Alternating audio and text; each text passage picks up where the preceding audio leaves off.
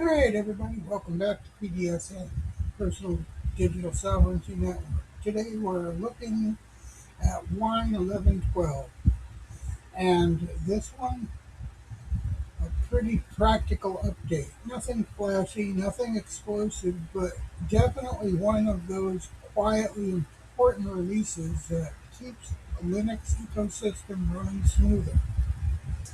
Wine 11.12 brings three main things: bundled FFmpeg MPEG library and updated Wine Mono 11.2 and 27 bug fixes. Let's break it down. So first up, Wine is now bundling FFmpeg's libssample and libscale. These are the libraries responsible for audio resampling and video rescaling. In plain English, Wine now ships with its own built-in tools for handling media conversion, instead of relying on whatever distro provides. Why does this matter? Because it reduces dependency mismatches. If your distro has FFmpeg compiled one way and Wine expects another, things break. Bundling these libraries means Wine gets constant behavior or consistent behavior across the distro, which is huge for compatibility. This is especially good for older Windows apps that use weird codecs or custom media pipelines. Next, Wine jumps into version 11.2. Mono is Wine's replacement for NET framework. Anytime you run Windows apps that depend on NET, Wine Mono steps in.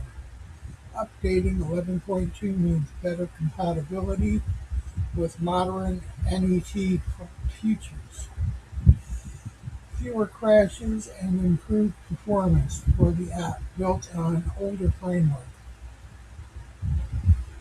If you run launchers, utilities, indie games built in with NET, this update matters.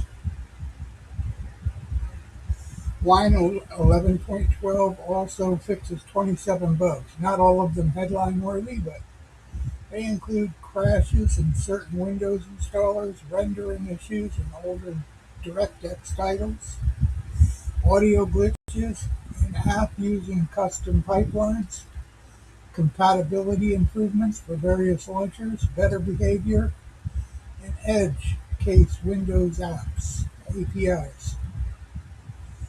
These are the kind of fixes that don't make big news but absolutely improve the day-to-day reliability.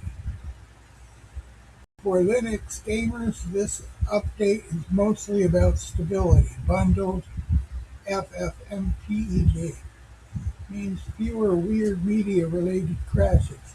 Mono 11.2 means better support for net-based games and tools.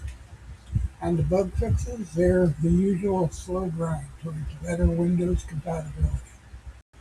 If you're running Wine directly or using under Proton, use these changes, eventually trickle into the game experience.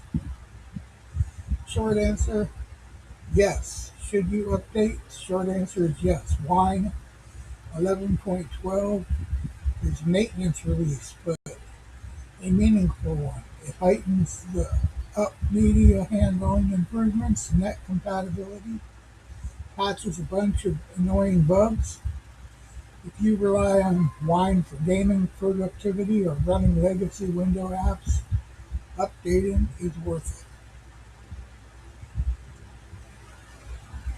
it. So there you have it.